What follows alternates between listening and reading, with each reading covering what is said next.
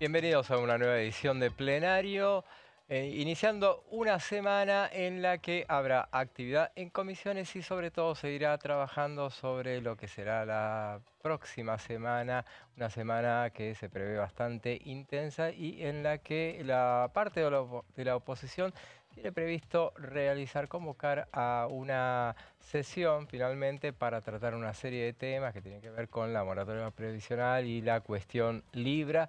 Iremos hablando a lo largo del programa acerca de esos temas. Esta semana también habrá actividad del otro lado del Palacio Legislativo.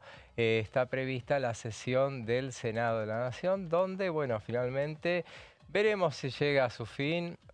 Digamos que no, ya lo spoileamos, creo que no.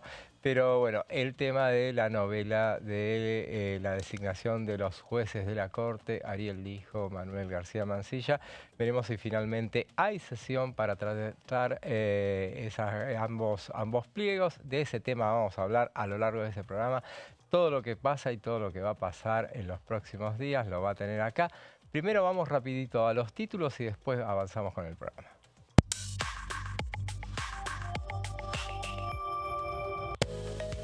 Los títulos que dominan la jornada. Comisión de Legislación del Trabajo. Diputados debatirá sobre el financiamiento de los sindicatos. Eso será mañana por la mañana.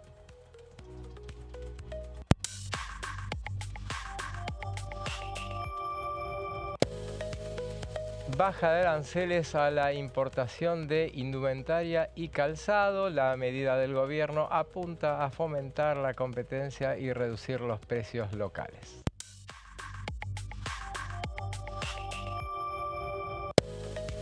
Y votación de pliegos de Lijo y García Mansilla. Como decíamos, la sesión en el Senado pedida para el jueves a partir de las 14 horas. Toda la expectativa puesta en ese tema.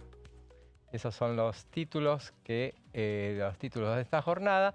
Y bueno, ya les presento a quienes me acompañan. Sebastián, ¿cómo estás? ¿Cómo estás, José? ¿Todo bien? Muy Bueno, bien. agregaría a los títulos, las vicisitudes en torno a la marcha de las negociaciones por el acuerdo con el fondo, que está dejando mucha tela para cortar, con marchas contra marchas y declaraciones de, por ejemplo, el ministro de Economía, Luis Toto Caputo, para calmar a los mercados en momentos definitorios, ¿no? Donde se va a resolver la duda acerca de si el país va a tener fondos frescos para poder sostener el tipo de cambio y llegar a las elecciones con aire. Pero bueno, yendo a lo estrictamente parlamentario, esta va a ser una semana de menor intensidad, si se quiere, de debate de proyectos, porque tenemos atravesado en medio de la semana un feriado, el de este miércoles 2 de abril, por el tema Malvinas, con lo cual se va a guardar la pólvora de la oposición para la semana que viene. De hecho, hay tal hipótesis de que se puede convocar una sesión para el martes 8 de abril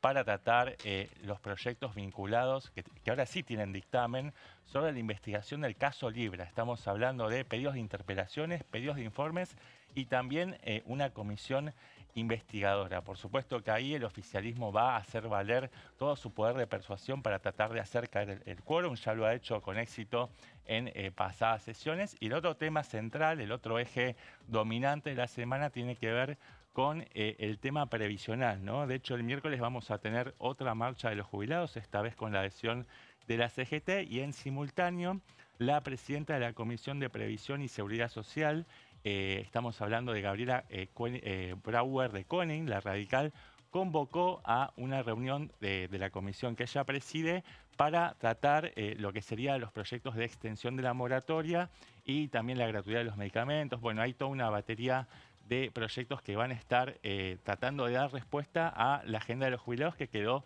un poco postergada. Pero bueno, eso va a ser recién la semana que viene, y esta semana la acción pasa más por el Senado, ¿no? Así es, sí, bueno, si hablamos de Senado, alguien que tiene todos los datos de ahí es Daniela Romero, que ya la presentamos de salir de la vaina para hablar de ese tema. Siempre me pasa lo mismo. ¿Cómo estás, José? Muy bien. ¿Cómo estás, Seba? Bueno, buen lunes. Sí, la verdad es que esta semana es la semana del Senado, justamente por esta definición que supuestamente va a ver sobre los pliegos de los jueces de la Corte Suprema.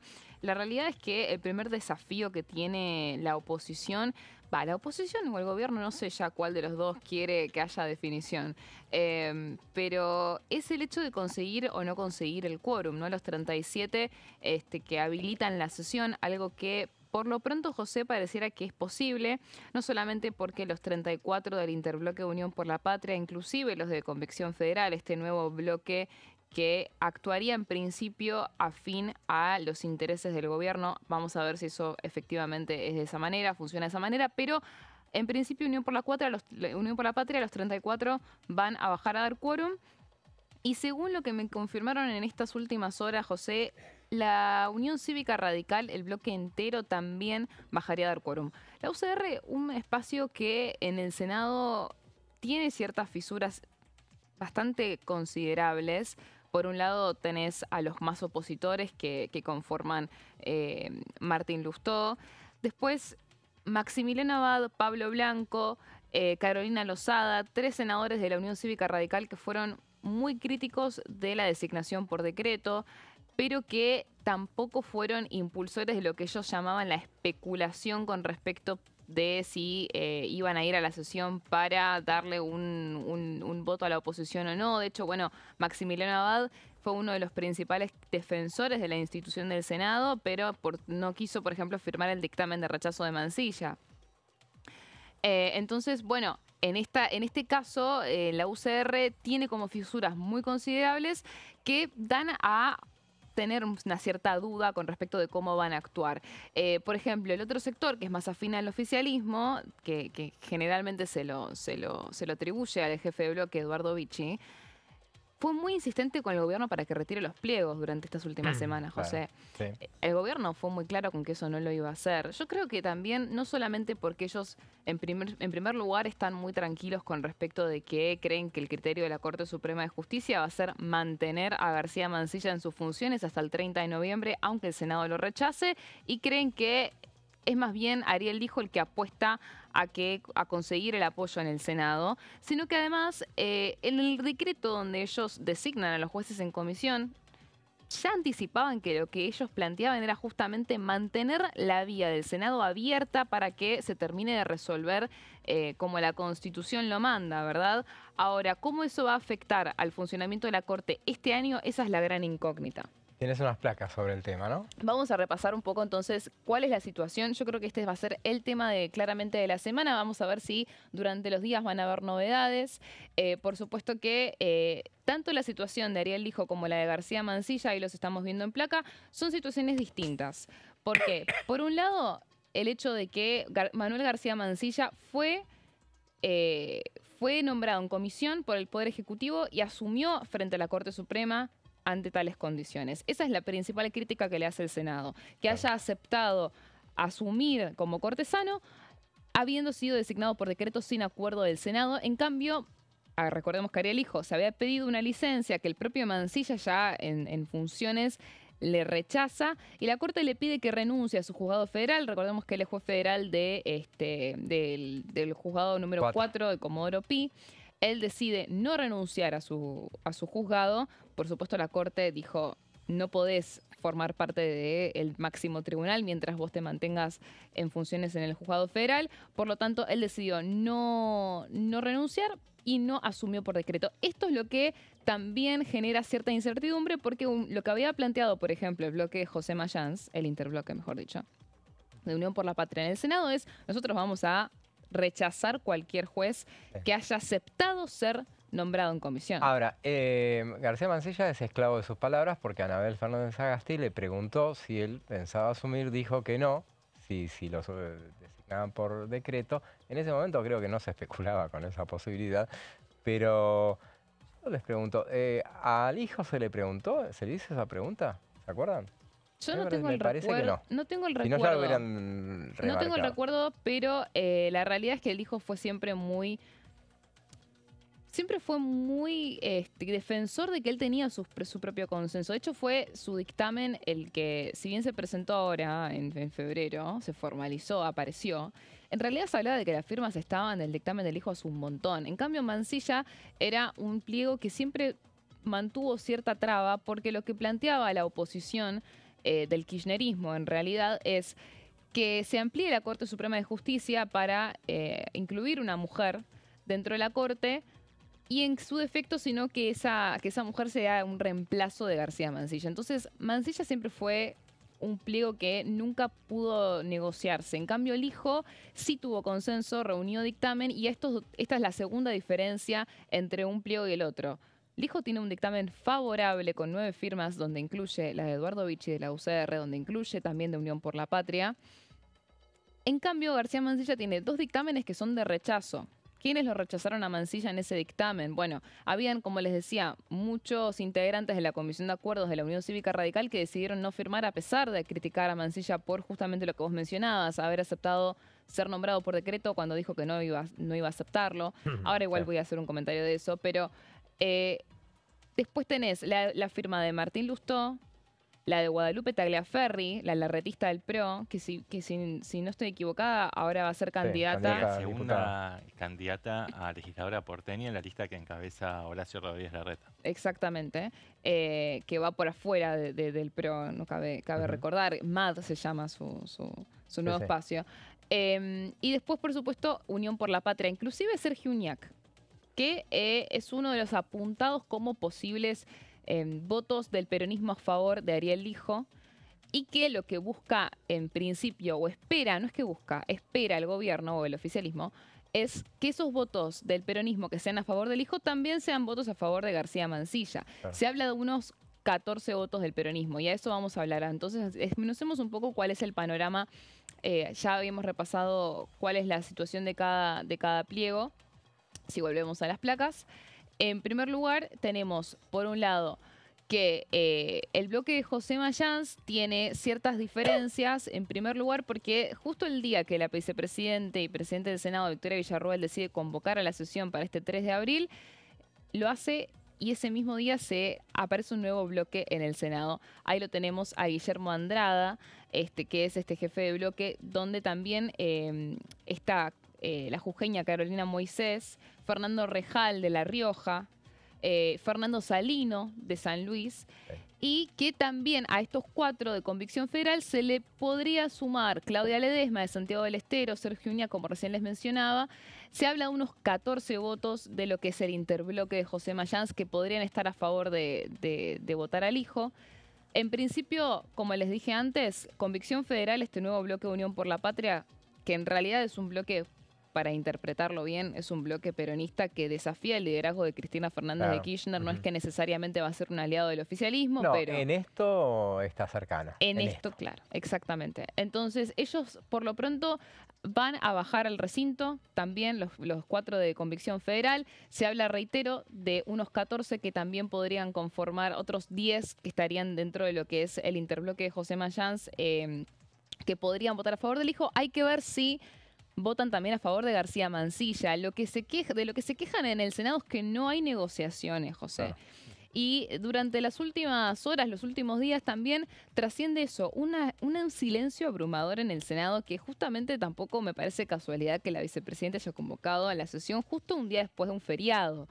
De hecho, si hay una reunión de labor parlamentaria, tiene que ser mañana, martes, porque el miércoles no va a haber nadie. También estamos hablando de que fueron días clave para todo lo que tiene que ver con la campaña, ¿no? Porque recordemos que fueron los cierres de lista y siguen vigentes algunos cierres de lista en las provincias. Entonces, por ejemplo, Ezequiel Atauche de Jujuy, él va a seguir, se va a mantener en Jujuy hasta el miércoles como mínimo, por eso. Entonces, hay muchas definiciones y también pesa esta crítica del Senado de no hay una conversación con la Casa Rosada con respecto de cómo proceder con si hay algún tipo de estrategia o qué hacer en el momento de la sesión. Lo que a mí me da la sensación, José, es que lo que están un poco también apelándose al famoso principio de revelación, ¿no? En línea con expóngase el que se tenga que exponer, ya sea primero para bajar al recinto y después para ver cómo votan. Reitero, en línea con que ellos confían en que, bueno, Ariel Lijo hizo su juego aparte en el sentido de que él es el que se está buscando sus votos, él es el que se buscó las firmas para el dictamen, él es el que está negociando su propio pliego porque es el primer interesado en ser aprobado por el Senado y tener una designación fija, porque recordemos que la diferencia principal tiene que ver con que cuando vos sos designado juez en comisión, tenés un plazo Después, si ese plazo es mínimo o máximo, es el gran debate constitucional que le plantea el Senado al Ejecutivo, ¿no? Si en realidad, si lo rechazan al hijo, si lo rechazan a García Mansilla, él tendría que dejar sus funciones inmediatamente porque el 30 de noviembre es un plazo máximo. O lo que plantea el Ejecutivo, lo que interpretan es que en realidad ese 30 de noviembre, que es cuando termina el periodo legislativo, es un plazo como mínimo que lo garantiza, aunque sea por el resto del año. En cambio, si es aprobado por el Senado, por supuesto, es un cargo vitalicio. Entonces, de alguna forma, lo que están planteando es esto, ¿no? Lijo que se encargue de buscar sus votos, Mansilla se va a quedar hasta el 30 de noviembre y que justamente estos personajes decidan y definan sus grandes internas y cómo van a proceder, cómo van a actuar, ¿no? Claro, así de paso no resulta derrotado eventualmente el gobierno nacional. O sea, el tema fue del hijo, en última instancia de Ricardo Lorenzetti también, que lo promovió, fue su suerte de padrino, y bueno, no consiguió los votos. Estos días decían que estaba dedicada al tema, a mí me llamó la atención que lo dijera alguien del oficialismo, estaba dedicada la vicepresidenta de la Nación al tema. No, mira, parece de que su entorno siempre dijeron y repitieron hasta el cansancio que Victoria Villarruel no tiene nada que ver con las negociaciones por los pliegos de la Corte Suprema de Justicia, en línea también con que la relación que tiene ella con el gobierno y aparte del hijo, ella no le hable mejor. Ella se pronunció en contra de la postulación de Ariel Lijo. Fue muy crítica, tanto ella como, bueno, Francisco Paltroni, que fue también eso una de las primeras cuestiones que le costó la relación con el oficialismo. Recordemos que Francisco Paltroni era un senador de la Libertad Avanza y lo expulsaron. Pero la verdad es que ya sea porque la relación con el Ejecutivo no está en su mejor momento, se podría decir que está en su peor momento hace bastante. Y aparte, como ella nunca la metieron en las negociaciones per se, siempre lo vas a ver en el Senado al vicejefe de gabinete, José Rolandi. En este caso, puntualmente, los que están negociándolo en Casa Rosada son el asesor presidencial Santiago Caputo y el segundo de Justicia, Sebastián Amerio, junto con la secretaria de Legal y Técnica, María Ibarzábal Murphy. De Planeamiento Estratégico. Secretaria de Planeamiento Estratégico. Y después en el Senado tenés a los que son los interlocutores entre Casa Rosada y el Senado, que es principalmente Ezequiel Atauche, ¿no? Que es uno de los libertarios del Senado, de los poquitos que hay. Entonces, volviendo un poco a la situación, la realidad es que el gobierno, recordemos, quiso ir a sesión por este tema en 2 oportunidades en las sesiones extraordinarias, no lo consiguió, no quisieron dar quórum, nadie se quiere exponer, no quieren mostrar las cartas, a excepción de ahora Unión por la Patria, que se activa a raíz justamente de en contra, en rechazo y en crítica a la designación por decreto. A eso se le suma 2 personajes muy importantes en la oposición del Senado, que son Martín Lustó y Guadalupe Tagliaferri. 2 senadores opositores, se podría decir. Martín Lustó de la Unión Cívica Radical, Guadalupe Tagliaferri del PRO, de la línea más larretista, como recién mencionábamos, que muy probablemente, por no decirte, estoy segura de que van a bajar a dar quórum porque fueron los principales impulsores de lo que fue el dictamen de García Mansilla. ¿Por qué quisieron dictaminar a Mansilla? Porque justamente necesitan 2/3 de los presentes para aprobarlo, por lo tanto necesitarían como máximo 25, o sea, con menos también, para bloquear esos 2/3 en caso de que quieran rechazarlo, y así lo pueden igualarlo en condiciones con Ariel Lijo, porque recordemos que hasta hace un par de semanas Mansilla ni tenía dictamen, o sea, estaba completamente trabado, y al conseguir un dictamen, entonces no van a necesitar 2/3 para incluir, para tratarlo sobre tablas. De esta manera, ellos 2 fueron 2 figuras clave para poder proceder con esta estrategia. Seguramente vayan a dar quórum, y ahí nos queda uno, ¿no? Tenemos 34, 35, 36, ¿qué nos queda el 37, que es asegurado, te diría? Francisco Paltroni, que es, como les decía recién, uno de los que se fue del bloque libertario por generalmente criticar o no estar en línea con los intereses del gobierno, los intereses del presidente, y que es el que más tiene ganas de ponerle la luz roja a Ariel Lijo, te diría, claro. José. Y ese fue el origen de su salida del bloque. O sea, creo que fue una de los primeros conflictos que tuvo Paltroni. Después también igual siempre funcionó como opositor. Seguro, seguro. Sí. Pero en ese tema particularmente él y terminó enfrentándose con el que no te tenés que enfrentar, justamente, que es con Santiago Caputo. Justamente entró en una cuestión, un debate personal, inclusive en las redes sociales. Lo mandó a fumar al quincho, al quincho del fondo. Claro, totalmente. Así que, sí, literalmente. Así que de todas maneras, bueno, por eso terminó eyectado de esa bancada. Recordemos, en última instancia, no será la primera ni la última vez que le rechaza el Senado a miembros elegidos por parte del gobierno nacional. Lo que pasa que lo que no se da en general es que los lleves a perder, que vayas al recinto a perder. Estaba repasando nombres de los que, por ejemplo, el Procurador General de la Nación, que sigue esperando la designación de alguien titular, Cristina Fernández de Kirchner propuso a Daniel Reposo en su momento. Después lo sacó cuando vio que le fue mal en la audiencia que tuvo con los legisladores y vio que no iba a tener los números nunca, lo retiró y propuso a Alejandra Gil Carbó. Después propuso a Roberto Carles en este caso para juez de la Corte. Sí, Mauricio Macri también había propuesto a Rosenkrantz y a Rosati, primero por decreto, pero cuando midió, digamos, el grado de resistencia y de reacción que había en sectores de la sociedad civil y en la oposición política, bueno, dio marcha atrás y finalmente impulsó estos pliegos por los mecanismos tradicionales o convencionales, los que corresponden de acuerdo a los protocolos, ¿no?, que tienen que ver con el acuerdo del Senado, pero bueno, era un gobierno que tenía más fortaleza en ese momento. Recordemos que ahora la Libertad Avanza tiene apenas 6 representantes en la Cámara Alta solamente. Es verdad que tiene un primer anillo de aliados bastante sólido, compuesto más que nada por el PRO, pero también aparecen otros actores, pero los que son puramente libertarios son apenas 6 y eso es quizás un sello de origen, ¿no? Me estás dando el pie, Seba, algo importante que es ¿qué va a hacer el PRO? Claro. Porque el PRO, y ahí vamos a las placas de vuelta, quedamos con Eduardo Vichy y Alfredo Di Angeli, el nuevo jefe de bloque del PRO. Tanto la UCR como el PRO habían sido bastante críticos de Ariel Hijo, aunque Vichy al final había puesto la firma para el dictamen a favorable del Hijo, ¿no? El PRO siempre se mantuvo en línea con que ellos iban a rechazar a Ariel Hijo. Siempre se desligaron un poco de la negociación, hay que decirlo. Cada vez que les preguntabas al respecto, bueno, no, sí, el Ejecutivo que se encargue. Es muy probable que vayan a dar quórum. Hay que ver cómo actúan con Mansilla, porque fueron críticos también. Bueno, Mauricio Macri dijo que detectaba una especie de falla institucional el hecho de haber promovido por decreto, algo que recién mencionabas, él intentó hacer y no le tomaron juramento. Eran situaciones distintas. Un poco Mansilla lo que había dicho es que en esas condiciones, las condiciones que se dieron cuando Macri quiso impulsar a jueces por decreto, en ese contexto no hubiese aceptado ser designado por decreto. Entonces, bueno, hay que ver cómo va a actuar el PRO, cómo va a actuar la UCR.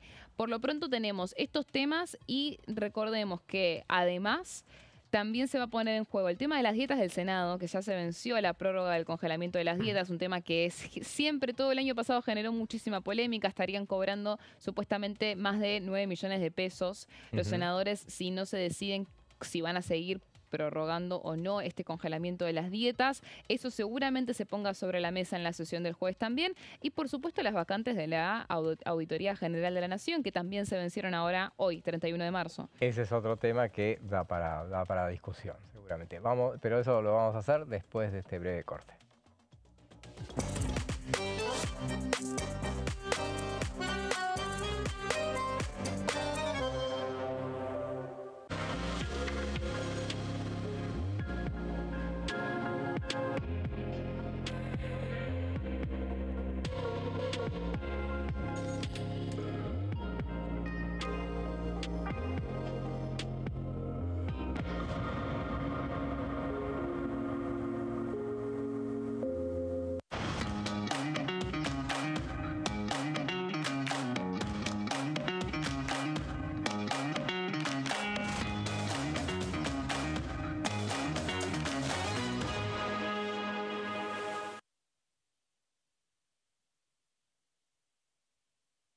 En este momento millones de niños y niñas tienen desnutrición severa. Algunos están tan débiles que apenas pueden pararse. Pero con tu ayuda podemos salvar a los niños. Este alimento terapéutico listo para usar está lleno de vitaminas y nutrientes esenciales que ayudan a los niños y a las niñas a recuperarse de la desnutrición. Gracias a personas como vos, ayudamos a salvar a millones de niños cada año. Da un simple paso. Dona ahora y ayúdanos a seguir salvando vidas.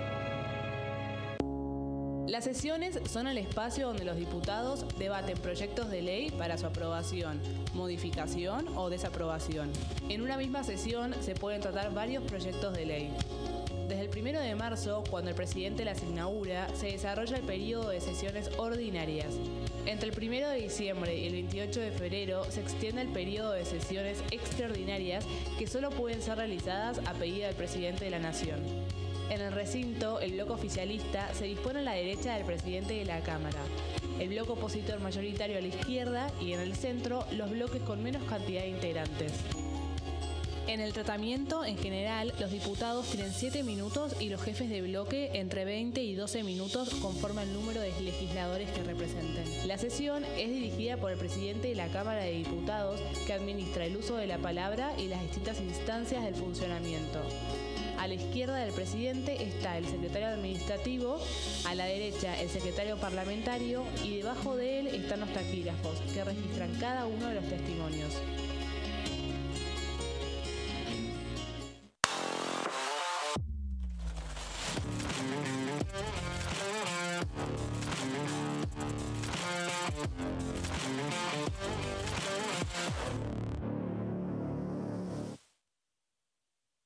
Dengue, Zika y chikungunya. Presta atención a estos síntomas.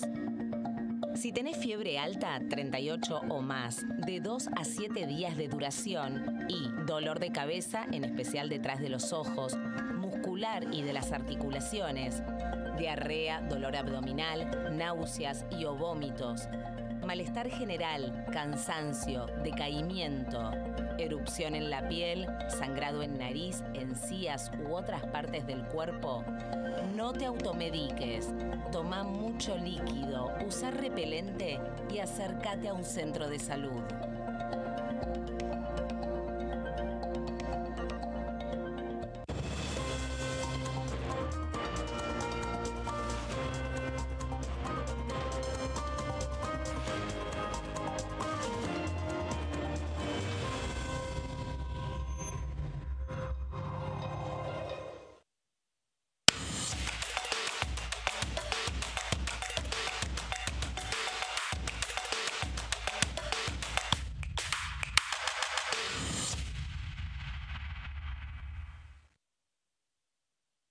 ¿Qué diferencia hay entre la Cámara de Diputados y la Cámara de Senadores?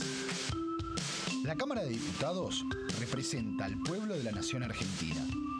Esto significa que las provincias más grandes y con mayor cantidad de habitantes tienen muchos más diputados que las provincias más pequeñas. La manera de establecer las cantidades es proporcional. La Cámara de Senadores representa a las provincias. Cada provincia envía 3 senadores al Congreso Nacional. El total de senadores es 72, dado que las provincias argentinas son 24. Este es un número fijo. Por ejemplo, la provincia de Buenos Aires cuenta con 70 diputados nacionales y la provincia de Tierra del Fuego con 5. Pero tanto la provincia de Buenos Aires como la de Tierra del Fuego cuentan con 3 representantes cada una en el Senado de la Nación. Cada 2 años, el Congreso Nacional renueva la mitad de sus diputados y 1/3 de sus senadores nacionales. El mandato de los senadores es de 6 años, mientras que el de los diputados es más breve, dura solamente 4 años.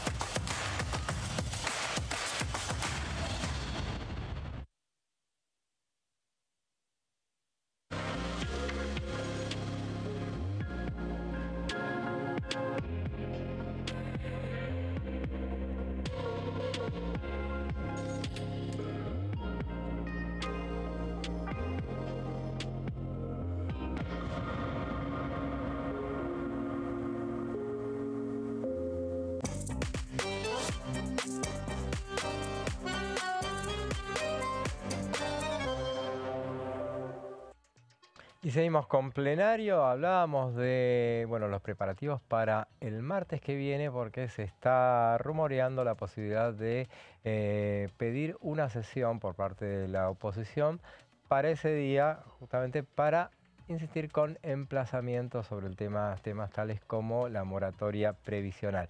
¿Por qué el martes específicamente? Porque los días siguientes son días complicados. El jueves es el paro de la CGT. El miércoles está prevista la típica, la tradicional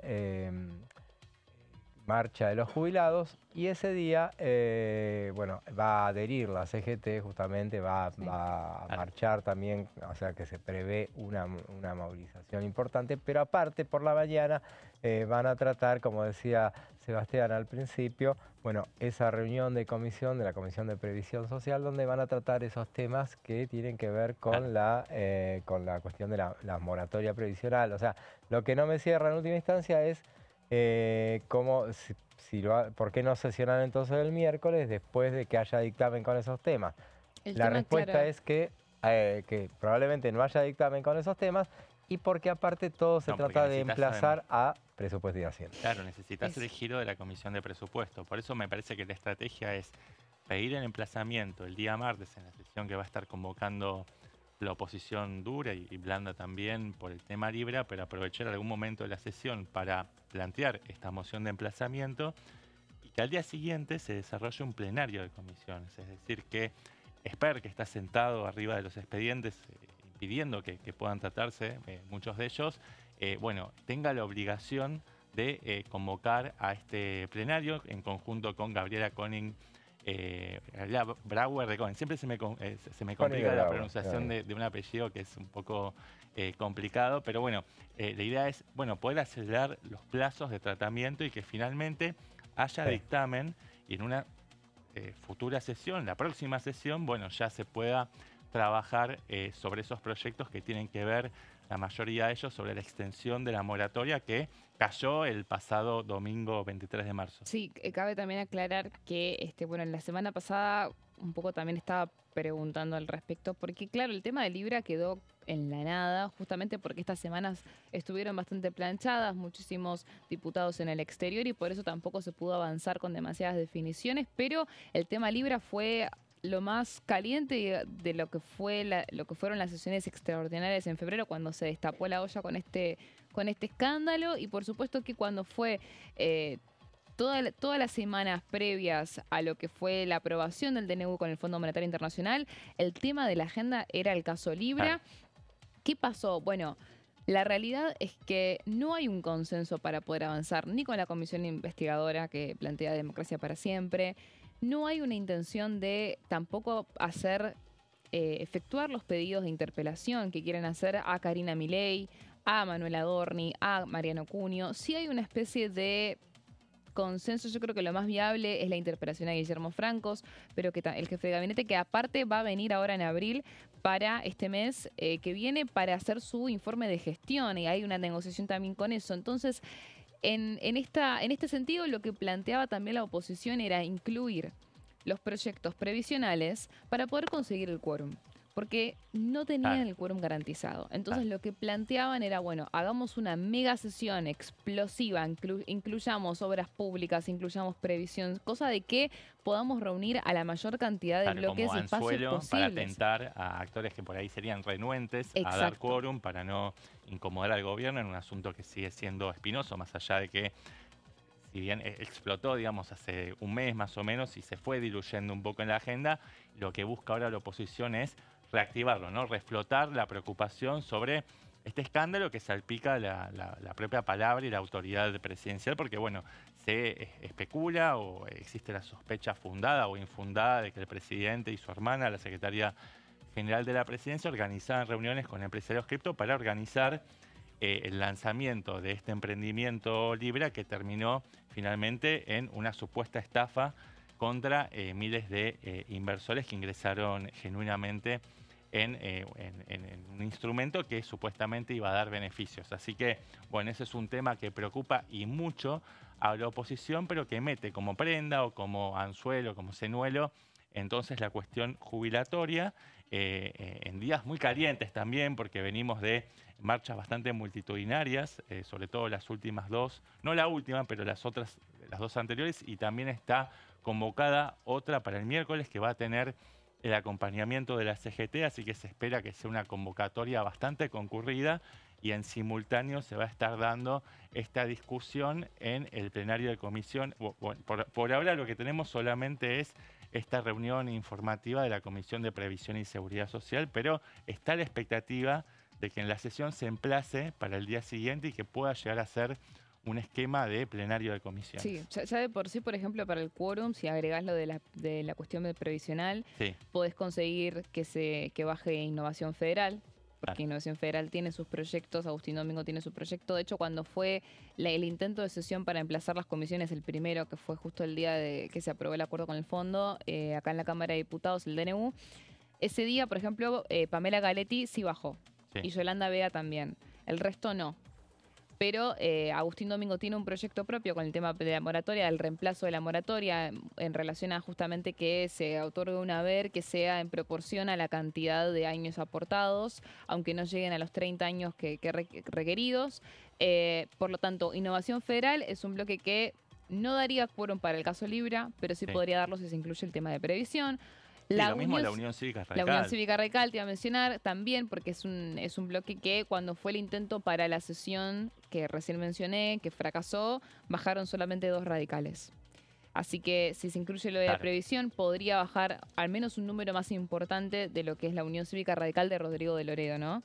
Bueno, ahí no habían bajado, solamente habían bajado Julio Cobos y Natalia Sarapura en la sesión que había pedido el kirchnerismo, ¿no? Sí. Creo que quedaron en 124, quedaron a las puertas del quórum, pero la Unión Cívica Radical no quiso colaborar y encontraron como coartada el anuncio de la convocatoria de la presidenta de la comisión, ahora lo voy a decir bien, Gabriela Brauer de Koning. Muy bien. Gracias. Y con eso, bueno, de alguna manera justificaron ese faltazo a la sesión.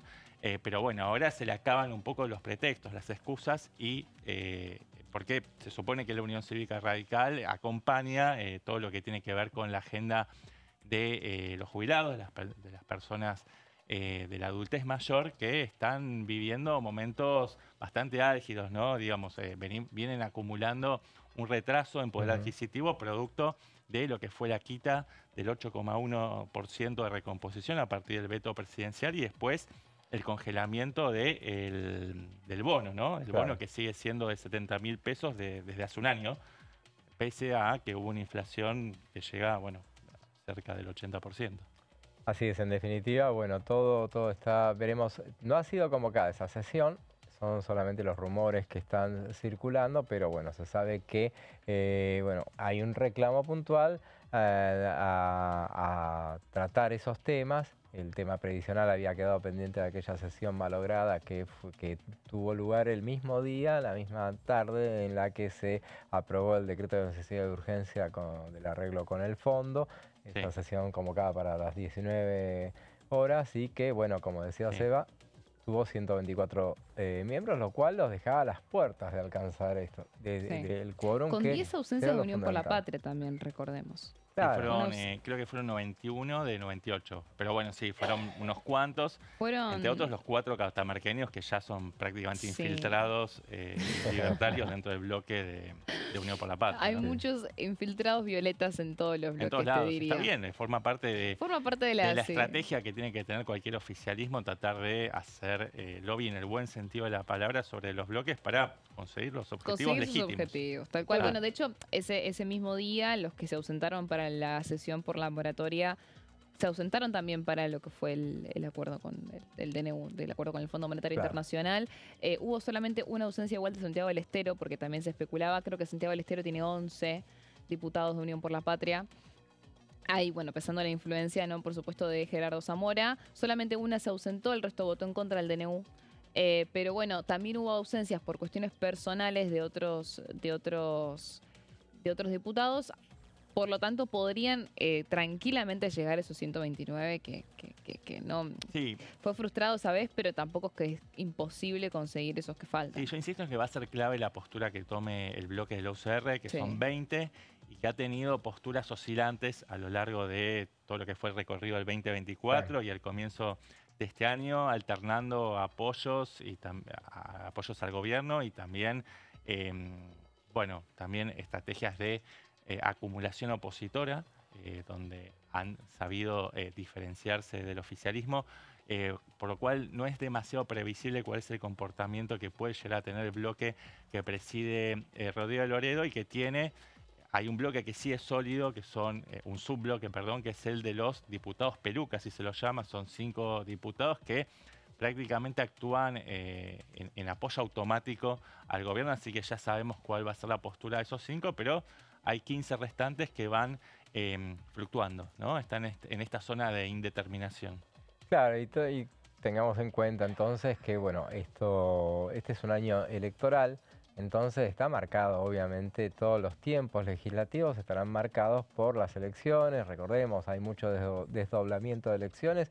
Hasta ahora hay 7 provincias, creo que ya han anunciado, o distritos que han desdoblado elecciones. Estamos todos, bueno, otro de los datos importantes fue, durante el fin de semana, fue el cierre de listas en la ciudad de Buenos Aires. Obviamente llamó mucho la atención justamente que ha despertado esta Estas elecciones porteñas. Estas elecciones adelantadas, justamente. Claro, Entonces, porque los partidos políticos ponen a jugar a figuras descollantes, ¿no? Figuras de peso, postulantes. Digo, por ejemplo...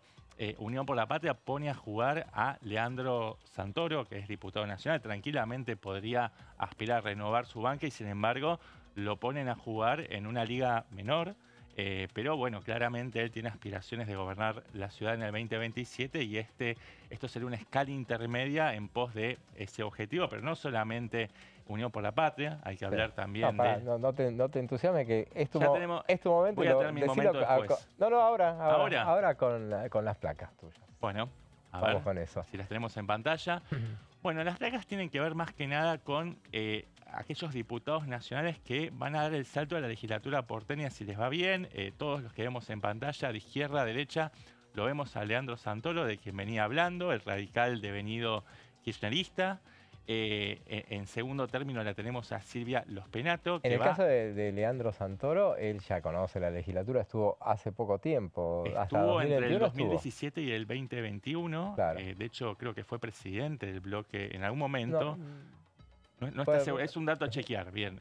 Pero tuvo un paso por la legislatura porteña. Él tiene una intensa militancia, tiene mucho conocimiento territorial. De hecho, lidera una agrupación que se llama Los Irrompibles, que en algún momento, digamos, dependía o actuaba dentro de la órbita de una Unión Cívica Radical, dentro de lo que es el movimiento nacional alfonsinista, y después empezó un sesgo o un derrotero de acercamiento al kirchnerismo, a partir de más o menos el año 2013, 2015. En el 2015 él fue candidato a vicejefe de gobierno de Mariano Recalde, no me acuerdo cómo se llamaba el sello en ese momento, supongo que se llamaría Frente para la Victoria, y a partir de ese momento ingresó muy de lleno en lo que es el dispositivo del PJ porteño, que comandan de manera bicéfala la Cámpora y Juan Manuel Olmos, que es un dirigente no tan conocido para el público general, pero en el mundillo militante porteño tiene una presencia y tiene un predicamento y un peso importante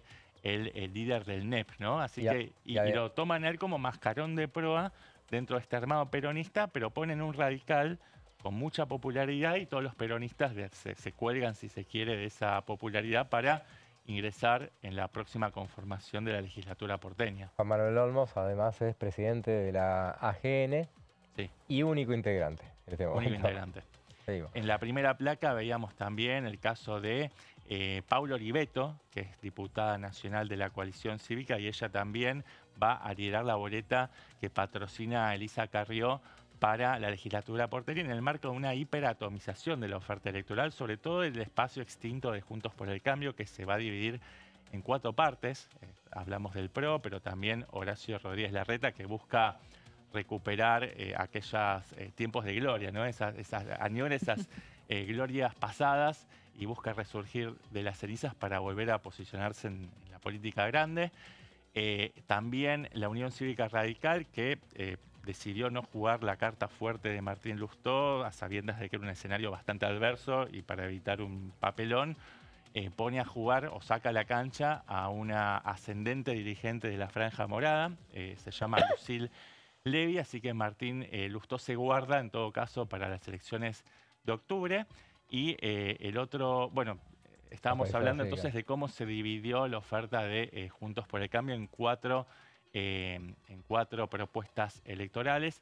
Y en pantalla vemos en el sector derecho, paradójicamente, ¿no? Porque es la diputada que expresa, si se quiere, la posición más extrema hacia la izquierda, que es Vanina Biasi, que es diputada nacional del Frente de Izquierda. Ella es dirigente del Partido Obrero, es referente del movimiento de mujeres del Partido Obrero y del Polo Obrero.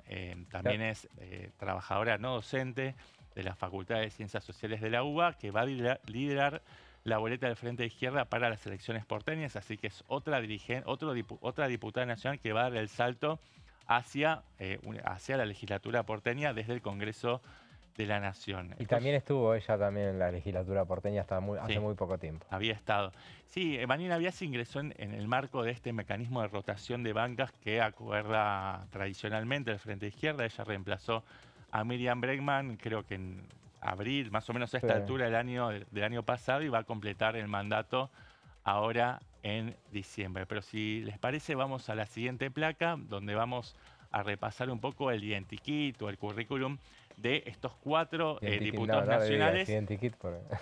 El identikit, sí, el pergamino, si se quiere, de cada uno de ellos, empezando por Leandro Santoro, que parte como favorito a partir de la atomización o de la balcanización de la oferta electoral de lo que va del centro hacia la derecha, aunque él también tiene ciertos desprendimientos, después lo vamos a ver.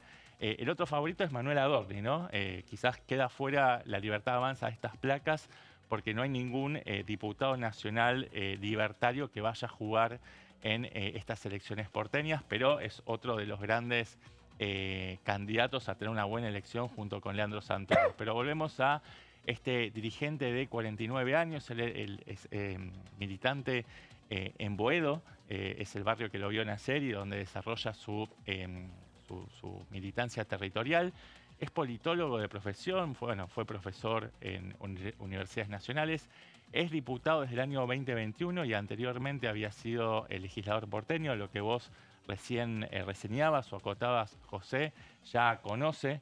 Ya puso pie, es un territorio que conoce la legislatura porteña. Había sido candidato a vicejefe de gobierno en el 2015 y en el 2023 volvió a ser candidato, pero a jefe de gobierno en el marco de Unión por la Patria. Ahora cambia el sello a partir de lo que es el fracaso de Unión por la Patria, tomando en cuenta el último antecedente del 2023. Se va a llamar Es Ahora Buenos Aires. Y está preocupado Santoro porque apareció un contrincante insospechado, que es Leandro Santoro, es homónimo, es quien va a encabezar una boleta alternativa de Unión Porteña Libertaria, que toma una identidad gráfica muy parecida al logo al que tuvo Unión por la Patria 2 años atrás, en lo que él llama una estafa, ¿no?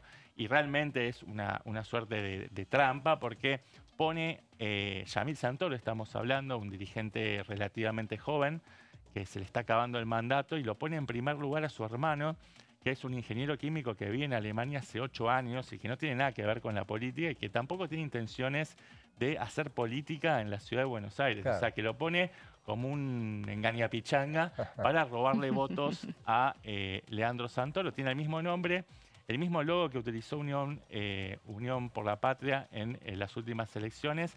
Pero bueno, hay que ver si... Igualmente yo en el caso de él me preocuparía más por Abal Medina y... Abal Medina y Alejandro Kim. Abal Medina hasta último momento estuvo esperando un llamado de los armadores de Es Ahora Buenos Aires, del PJ porteño.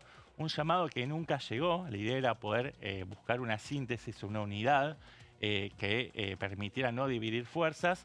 Pero bueno, no llegó.